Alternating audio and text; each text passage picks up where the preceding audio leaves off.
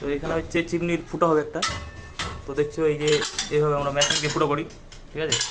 এটা খুব সুন্দরভাবে ফুটো হবে, মানে মেজারমেন্ট হিসাবে, মানে যেটুকুটা পাইপ লাগবে সেটুকুটাই ফুটো হবে জাস্ট। আর কোনো দিকে ফাটার কোনো সম্ভাবনা থাকবে না এটাতে। তো এই মেশিন দিয়ে আমরা এইভাবে ফুটো করি। তোমরা জাস্ট দেখে নাও এটা। আর যাদের দরকার পড়বে ফুটো করার, আমাদের সাথে কন্ট্যাক্ট করতে পারো, আমরা এগুলো ফুটোগুলো করে থাকি।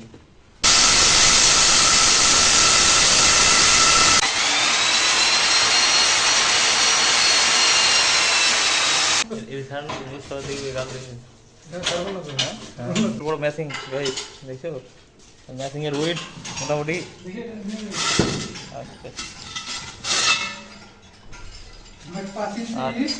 এই দেখো পুরো ইটটা কিভাবে ক্লিয়ার হয়ে বের করে দিল, সুন্দর একদম।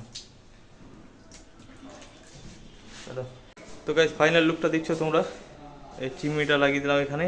আর ফুটোটা জাস্ট দেখো সুন্দরভাবে ফুটো হয়ে গেছে, আর সুন্দরভাবে চিমনিটা লেগে গেছে। ওকে।